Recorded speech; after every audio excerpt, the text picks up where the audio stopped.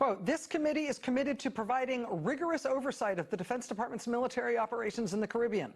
We take seriously the reports of follow-on strikes on boats alleged to be ferrying narcotics and are taking bipartisan action to gather a full accounting of the operation in question."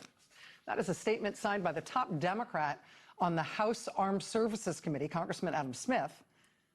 It also, and this is news, it also is signed by the Republican chairman of that committee. Republicans joining Democrats in pledging to investigate something the Trump administration did. Lions lying down with the lambs.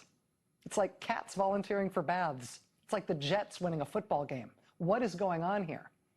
Joining us now is Congressman Adam Smith of Washington, the top Democrat on the Armed Services Committee in the House. Sir, thank you very much for being with us tonight. It's a pleasure to have you here. Thanks, Rachel. And ironically, the Jets did win a football game this weekend. So I guess we're living in a bizarre world all of a sudden. I'm just exactly my point. The craziest things imaginable can happen.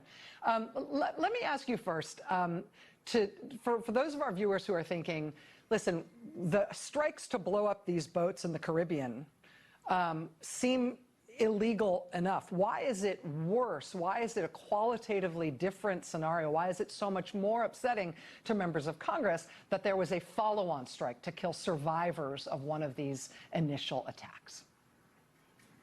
Look, that's a very fair question. In my opinion, there's not that much of a difference. I've always felt these boat strikes were illegal for a wide variety of reasons. What seems to have made it different is it has gotten the attention of Republicans in Congress. So what we're trying to do is we're trying to get through this crack in this issue here to get a focus on what is a clearly illegal action. I love the fact that you went right to the UCMJ textbook that said this is what we're talking about that you can't do. So out of that crack, I hope, number one, we can pursue this, absolutely, because I think we had a clear instance, if this happened the way it has been reported, of a war crime, but then go beyond that. What's going on with the entire operation? It isn't even really about drugs, it doesn't seem, if Trump is pardoning a major convicted drug dealer from Honduras because he happens to like the political party the guy's with. So this is a crack to get to the wider issue, and I think it's worth focusing on that point you just made. The reason that it's illegal to hit these two guys when they're clinging to the side of a sinking boat is because they pose no threat to the U.S. or U.S. forces. But the same can be said of that boat before it was hit in the first place. Whatever you think about drugs and cocaine and the impact, that is not a military definition of a threat to U.S. persons and U.S. forces. I'm glad that you mentioned the apparent irony of the president alleging that Venezuela is such a threat to the United States because of drug trafficking, that he's ascribing to the president of Venezuela that we are effectively in a state of war with Venezuela, and that has led to these bizarre, I think, arguably, pretty clearly extra-legal, illegal actions in the Caribbean against these boats. That's all happening on one side of the ledger, while on the other side of the ledger, the president is pledging to pardon the former president of Honduras, who was convicted of mass-scale drug smuggling of cocaine into the United States. I mean, in the hundreds of tons territory.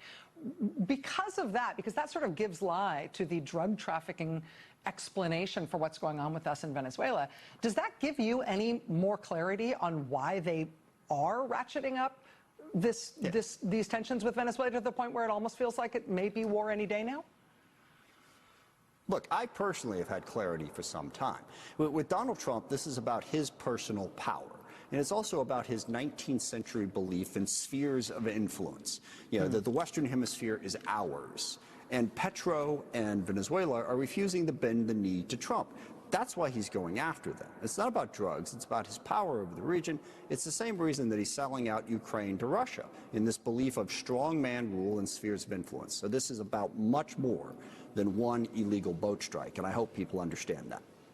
Do you expect to be able to review video, drone video of the strikes on the boat as you and your Republican colleagues pursue accountability here? That is one of the many things that we are demanding. First, we want a full explanation about what happened, and we want to know the chain of command and the legality behind it. And by the way, for Secretary Hegseth to be the tough guy persona that he is, and then when this happened goes, oh, that was Admiral Bradley's call. No. This was Secretary Hegseth's call. We want to know what the rules of engagement were. We want to know what the chain of command was and how this was laid out. And yes, we want all the videos, all the background mail, everything that went into this decision, and everybody that was part of that chain of command to explain themselves. On this, and again, I think on all of these boat strikes, where this is going, why it is being done, and what is the legal justification in their minds. Congressman Adam Smith of Washington, ranking Democrat on the House Armed Services Committee. Sir, thanks very much for your time tonight. I really appreciate you being here. Thanks, Rachel. I appreciate the chance.